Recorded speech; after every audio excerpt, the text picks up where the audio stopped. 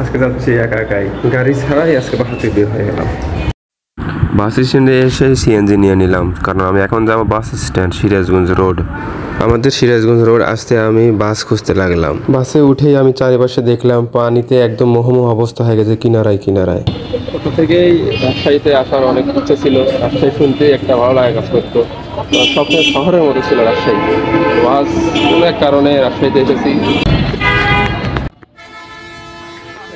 আমার রুমমেট আমাকে রিসিভ করলো যে এখানকার লোকাল। 1928 সালে বাংলাদেশের প্রথম স্কুল দেখলাম এবং রাজশাহী কলেজে আমি চারিপাশে দেখলাম অনেক সুন্দর।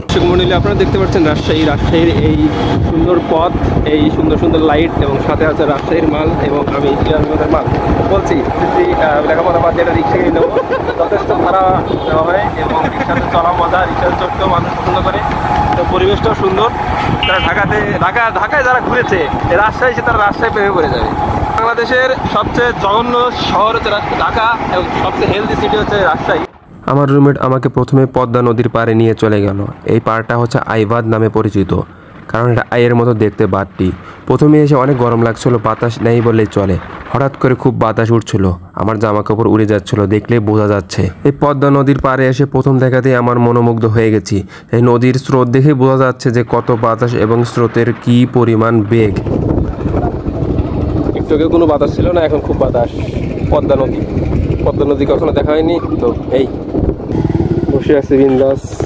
আইবাদ থেকে অন্যান্য বাঁধগুলো দেখা যাচ্ছিল এবং রাব্বি তখন বলল চলুন ভাই আমরা টি বাঁধে ঘুরে আসি। তো টি বাঁধে চলে গেলাম। টি বাঁধের থেকে আমার আইবাদটাই বেশি ভালো লাগলো, সেখানে একটু বড় এরিয়া এবং দৃশ্যটা আমার খুবই ভালো লেগেছিল, কিন্তু এখানেও খারাপ নয়। তারপরে আমরা পাশের একটি পার্কে চলে গেলাম। এডিটিং করার সময় পার্কের নামটা মনে পড়ছিল না, তাই আমি বলতে পারছি না। এলাকাটা অনেক বড় এবং সুন্দর, কিন্তু এখানে শুধু কাপলদের জন্যই আর কি বরাদ্দ। কেন বললাম? কারণ কাপলরাই বেশি বসে আছে।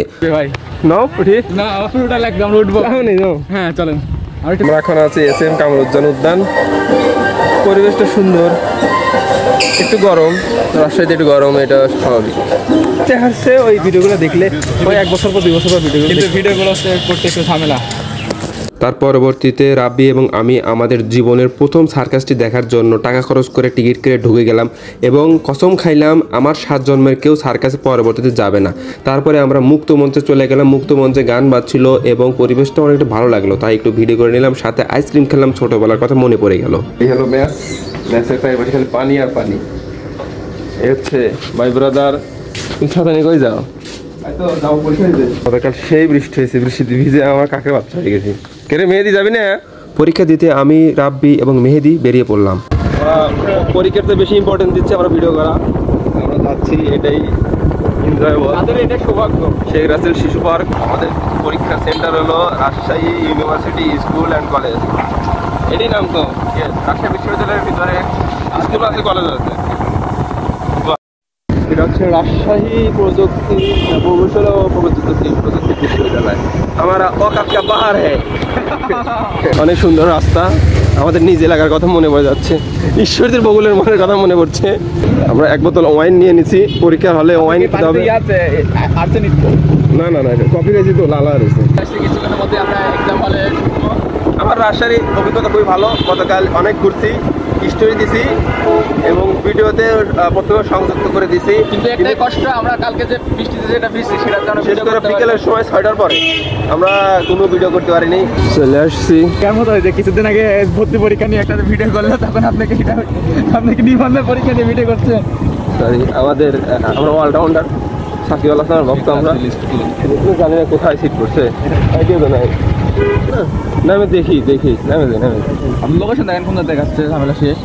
পরীক্ষা দিতে এসে কলেজের বন্ধুদের সাথে দেখা। আমরা এখন আছি প্যারিস রোড, রাজশাহী ইউনিভার্সিটির ভিতরেই। তো রাজশাহী ইউনিভার্সিটির এক সেন্টারে পরীক্ষা দিলাম, পরীক্ষার পরে আমরা বের হলাম, প্যারিস রোড দেখলাম, বাংলাদেশের প্যারিস রোড। এখানে ইবলিসের চত্বর মোড়ও দেখলাম। তো এখানে পরিবেশটা সুন্দর, কিন্তু বিকেল হলে এই পরিবেশটা একটু অসুন্দর হয়ে যায় সিঙ্গেলদের জন্য। শহীদ বুদ্ধিজীবী চত্বর। এখন আছি আমি শহীদ সৈয়দ নজরুল ইসলাম প্রশাসন ভবন। ঢাকা বিশ্ববিদ্যালয়ে স্নাতক করেছে, ইম্পেরিয়াল কলেজ থেকে PhD করছে। আমরা কোথায় যাচ্ছি? চারুকলাতে। চারুকলাতে বিশেষত্ব কি? বিশেষত্ব বলতে ওখানকার দেওয়ালগুলো খুব রঙিন করে আঁকানো, দেখতে খুবই ভালো লাগে। তার জন্যই যাচ্ছি আমরা, দেখি আপনার কেমন লাগে। দেখা যাক। স্যার কাঠ কেটে বিভিন্ন মূর্তি বানাচ্ছে, সিমেন্ট দিয়ে ডিজাইন, এগুলো এটা কাঠের, এটা সিমেন্ট, এটা কাঠের, এটাও সিমেন্টের কাঠের, এরকম কাঠের সিমেন্টের দিয়ে মিক্স। আমার জীবন তুমি কে দেওয়া বলতেছে বের হ। অনুভূতি এগুলো প্রথম দেখিনি, তার দেখলাম ইউনিভার্সিটির ভিতর এগুলো হয়। আমরা মুসলিম হিসেবে এগুলো আমরা সাপোর্ট করবো না। আদু ভাই, আদু ভাই সাথে পরে কি করবি? তো বিএসসি দেখে চাকরি দিব, তো চাকরি বসে আছে 50 লাখ আছে, 50 লাখ আছে, বাংলাদেশে বাস করিস। সময় কম থাকায় পুরোপুরি না ঘুরেও যা আংশিক ঘুরে নিয়েছি রাজশাহী বিশ্ববিদ্যালয়। তারপর রাব্বি আমাকে নিয়ে আসলো সিল্কের আসল মিল, যেখানে সিল্কের কাপড় তৈরি হয়। আশেপাশে সিল্কের অনেক দোকান এবং এটা মেইন ফ্যাক্টরি। ভিতরে যাওয়া যেত কিন্তু যাইনি সময়ের স্বল্পতা থাকার কারণে। তো এই সিল্কের মিল যে আছে এটার সামনে একটা লেকের পার রয়েছে, দেখতে অপরূপ সুন্দর, কিন্তু একটু বাতাস থাকলে আরো একটু ভালো লাগতো।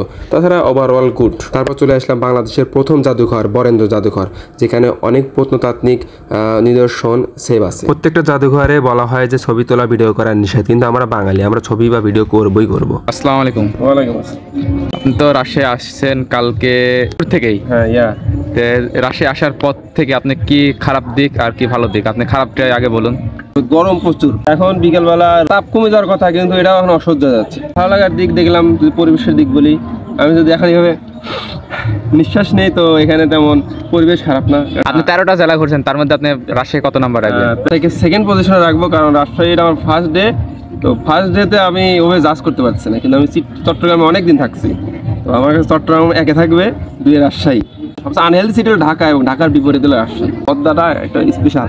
আমি আমার বাইক খুব মিস করতেছি, কারণ এই এমন একটা রাস্তা রাজশাহীর যে বাইক চালানোর মতো রাস্তা। ডাইরেক্ট বলি যে ব্যাগপত্র গুছাই রাজশাহী এসে বাসিন্দা হবো না। পরবর্তীতে আমরা আবার পদ্মার পাড়ে তালাইমারিতে চলে আসলাম। এখানেও পরিবেশ খুবই সুন্দর, শুধু একটারই অভাব, সেটা হলো বাতাস। রাজশাহীতে এসেছি, রাজশাহীর রাতের সৌন্দর্য আমি উপভোগ করবো না তাই কি হয়? তারপরে রাব্বি আর আমি চলে গেলাম কালাইয়ের রুটি খেতে, কারণ আমাদের এলাকায় কালাইয়ের রুটি অ্যাভেলেবল না। খেয়েছি আগেও, কিন্তু অরিজিনালটা খাওয়ার জন্য আমরা চলে আসলাম, এবং খেয়ে আমার ঠিকঠাক মনে হলো এবং একটি স্পেশাল আইটেম মনে হলো। আজকে এই রাস্তায় শেষ দিন, শেষে একটা ইউনিকনেস দেখলাম যে এখানকার রাস্তা খুব পরিষ্কার থাকে। রাস্তা দেখান যায়, এটা কিন্তু নিউ ডে। আমরা বৃষ্টিতে ভিজছি প্রথম দিন, মানে 11 তারিখ, আমার জ্বর চলে আসছিল। আই এম জ্বর প্রোটেক্টেড, আলহামদুলিল্লাহ। জ্বর আমার আসেনি, ওর জ্বর আসছে, কিন্তু আলহামদুলিল্লাহ এখন খুব ভালো আছি। একটাই নাপা খেয়েছিলাম, পাওয়ার অফ নাপা। রেলিং এর design uniqueness, overall I love Rajshahi. চলে আসার সময় একটু মন খারাপ হচ্ছিল, একটু না অনেকটাই মন খারাপ হচ্ছিল, কারণ রাব্বি আমার খুব কাছের ছোট ভাই এবং রুমমেট। তারপর যেভাবে হোক সিরাজগঞ্জে চলে আসি। তারপরে যদি বলি রাজশাহী ওভারঅল আমার কাছে খুবই ভালো লেগেছে, আমি আবারও যেতে চাই। তো এখন আমি বাসায় যাচ্ছি, তো ভিডিও এখানে শেষ করছি।